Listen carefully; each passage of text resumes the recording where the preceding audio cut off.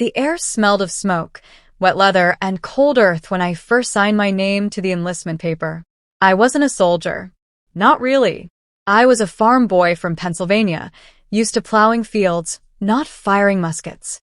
But in 1777, with British redcoats marching across the colonies and neighbors whispering of liberty, the pull of Washington's army felt like destiny. The recruiter promised pay, meager though it was, and glory. But more than that, he promised I'd be part of something bigger than myself. So I gripped the quill, scratched my name, and handed my life over to the Continental Army. The march south. The reality of soldiering set in long before battle. Washington's army wasn't an army like the British. It was a gathering of farmers, blacksmiths, sailors, and boys barely old enough to shave. We had uniforms in theory, but in practice, we wore whatever we owned. Homespun shirts, tattered breeches, shoes with holes worn clean through. Muskets came in all shapes and sizes, some older than our fathers. We marched south toward winter quarters, our bellies growling louder than our muskets. The countryside, stripped bare by foraging armies, offered little to eat. Some men gnawed on strips of rawhide or boiled shoe leather just to quiet their stomachs. Others deserted. Every step felt heavier, but word traveled down the line.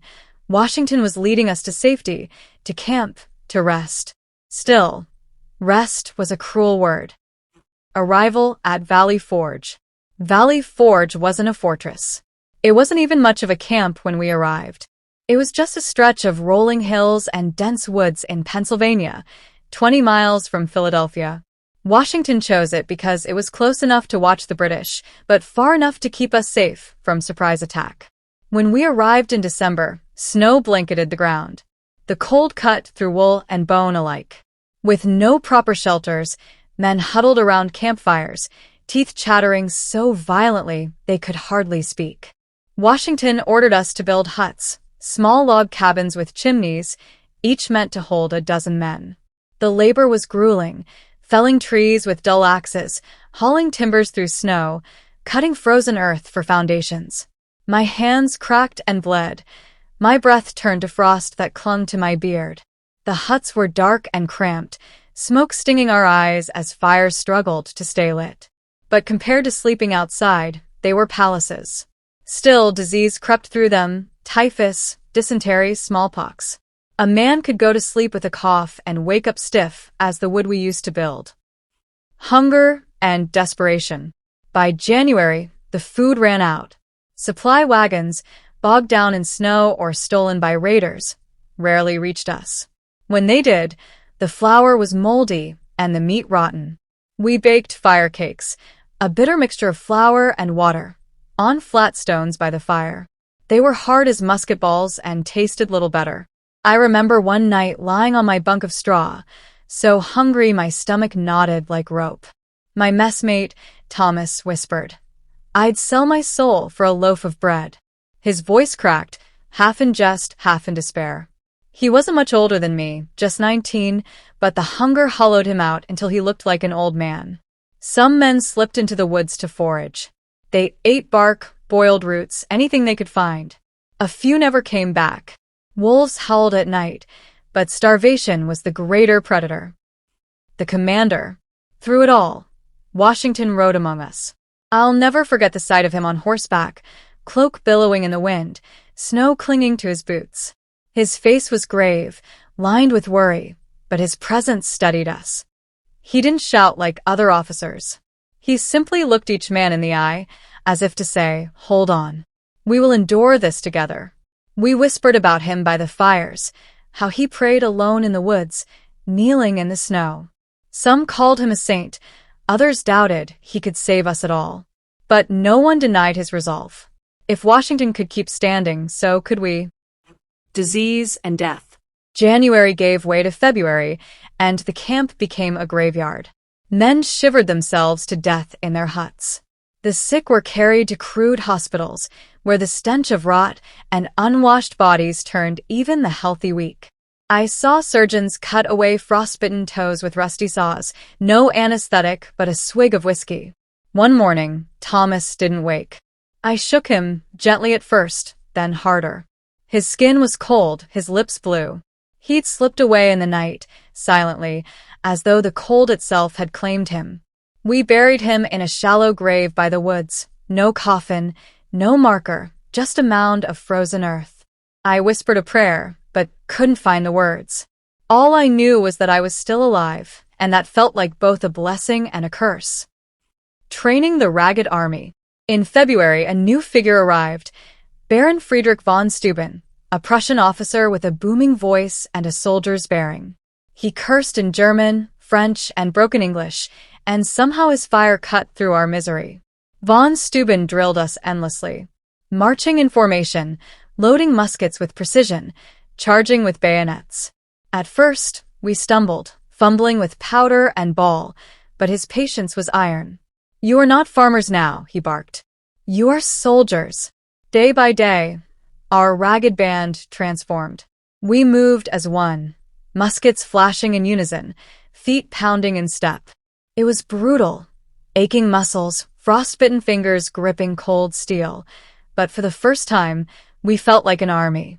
Not a mob of starving men, but a force with discipline and pride. Letters home. I wrote to my family when ink and paper could be spared. My mother's face haunted me as I scrawled the words. "Do not worry for me. We are cold, and we are hungry, but we are strong. Washington keeps us steady. Pray for us." I didn't mention Thomas. I didn't mention the smell of death in the huts. Some truths were too heavy to send across the miles. Holding on. March brought hints of thaw, though mud replaced snow, sucking at our boots as we trained. Rumors spread that the French might join our cause, that supplies were on the way. Each whisper was a spark in the darkness, a reason to hold on. I still remember one night, sitting by the fire, clutching my musket across my knees. My belly growled, my body shook with fever, but in my heart there was a strange fire. I had survived the winter so far. Every day alive felt like victory. Could I survive tomorrow? I didn't know. But I wasn't fighting for myself anymore. I was fighting for Thomas, for the men buried in the frozen ground, for the idea that freedom was worth the suffering. And in that moment, in the bitter cold of Valley Forge, I understood what survival meant in Washington's army, not just enduring the hunger, the sickness, the frostbite, but enduring with purpose. Spring awakens. By May of 1778, the woods around Valley Forge turned green again. Snow melted into mud, and wildflowers peeked through the earth, as if mocking the misery we had endured. The harshest winter of my life had passed, though not without scars. Hundreds of men lay in shallow graves. Thousands more carried frostbitten limbs, coughs that rattled in their chests, or eyes hollowed by starvation. But the army that staggered into Valley Forge was not the same army that marched out. Thanks to von Steuben's drills, we no longer resembled a mob of hungry farmers. We were soldiers, lean, disciplined, and forged by suffering. Word spread through the camp like wildfire. France had allied with us. Their navy, their soldiers, their gold, all pledged to our cause. The thought of it filled us with renewed strength. Maybe, just maybe, we weren't doomed after all. Whispers of betrayal. Not all news was good. Rumors drifted through the camp about treachery. Men muttered the name of General Charles Lee, Washington's second-in-command. Some claimed he sought to undermine Washington, that he doubted our cause, that he secretly longed for the British to win. Around campfires, the whispers grew. Could our own officers betray us? I didn't know the truth, but I knew this. Washington bore the weight of both hunger and suspicion. I saw it in his eyes when he rode past, his jaw set, his gaze piercing. He knew the real test was coming, not from winter, but from the enemy across the field. On the march again. In June, orders came. We would march to intercept the British as they retreated from Philadelphia toward New York. The enemy's column stretched for miles, redcoats, loyalists, and camp followers weighed down by supplies. Washington meant to strike them as they crossed New Jersey. We set out under the blazing sun, muskets slung over our shoulders, packs biting into our backs. After months of freezing, the sudden heat was almost unbearable. Sweat soaked through our rags of clothing, and dust clogged our throats. But the thought of facing the redcoats at last filled our steps with purpose. The Day of Fire, Monmouth. June 28, 1778. Monmouth, New Jersey. The day dawned hotter than any I had known. The sun blazed down like molten iron, and men collapsed from heat before the fighting even began. We licked our canteens dry, praying for water, our mouths as parched as desert sand. General Lee led the first assault against the British rearguard.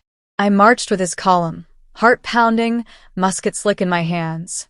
Smoke soon filled the air as volleys cracked across the fields. But then chaos. Orders clashed, commands contradicted. Lee barked retreat when we should have pressed forward. Confusion rippled through the ranks. Some men broke and ran. Others fired blindly. I stumbled in the heat, dust choking me, fear clawing at my chest. Was this the moment all our suffering had led to disorder and defeat? Washington's fury. Then Washington arrived. I had never seen him so fierce. He rode his horse straight into the rout, his voice cutting like thunder. "Stand and fight," he bellowed, his eyes blazing. He turned on Lee with fury so sharp even we privates could feel it. "Sir, you are disgraced," he shouted, before seizing command himself. At once, the panic began to settle. Washington rode along the lines, rallying us, steadying our hands. His presence turned chaos into resolve. "Hold your ground, men. The fate of our cause rests here." In that moment, every doubt vanished. We were no longer starving ghosts. We were soldiers, and Washington was our anchor. Clash at the hedgerows. The British pressed hard, their lines of red advancing in perfect order, bayonets gleaming in the sunlight. Our muskets fired back in ragged volleys, smoke rolling thick across the fields. I knelt to reload, powder burning my fingers, heart hammering so loud I could barely hear the shots. The air stank of sulfur and sweat. A ball whistled past my ear, close enough to make me flinch. The man beside me, a boy no older than 17, crumpled without a sound, his musket slipping from his grasp. I wanted to help him, but there was no time. "Fix bayonets," the sergeant roared. Cold steel slid onto my musket's muzzle. My hands trembled, but when Washington's voice carried over the din, steady, commanding, I felt strength surge into me. We charged. The clash was brutal, steel on steel, musket stocks swinging like clubs, men grappling in the dust. I remember the face of a redcoat before me, his eyes wide with the same fear I felt. He thrust, I parried, and for a heartbeat we were just two men trying to survive. The woman at the cannon. Amid the chaos, a figure stood out. A woman, skirts hiked, sweat streaking her face, loading and firing a cannon after her husband fell. She worked with fury, ramming powder and shot, yanking the cord as the gun belched fire. The men cheered her on. "Molly! Molly Pitcher," they cried, and her courage lit a fire in all of us. If she could stand under fire, how could I not? Heat and horror. The battle dragged on for hours. Men collapsed from sunstroke as often as from musket balls. My tongue swelled in my mouth, lips cracked, throat scorched. Bodies littered the fields, and the groans of the dying mixed with the roar of cannons. At one point, I stumbled to my knees, vision swimming. I thought it was the end. But a fellow soldier hauled me up, shouting, "Stand, brother. Stand for Washington." I clung to his arm, found my breath, and staggered back into the fight. Victory in stalemate. By nightfall, the British pulled back under cover of darkness. They hadn't broken us. For the first time in open battle, we had stood toe-to-toe with the redcoats, and they hadn't won. Some called it a stalemate, but to us, it was victory. I collapsed in the grass, chest heaving, sweat and powder caking my skin. The stars wheeled above, clear and cold, as if untouched by the blood spilled below. I was alive. Against winter's hunger, disease, and now the fire of battle, I had survived. Reflection. When I think back to Valley Forge, to Thomas's grave in the frozen earth, to the days when fire cakes were our only sustenance, I realized survival in Washington's army was never just about enduring the cold or the bullets. It was about enduring with purpose. Could anyone survive it? Maybe not. Many didn't. But those who did carried something unbreakable within them. As I wiped my musket clean under the starlight, I asked myself the question you now face. Could you survive in George Washington's army? I had my answer. I bore the scars, the hunger, the memories of comrades lost. But I was still standing. And because of men and women who endured, a new nation had a chance to stand as well.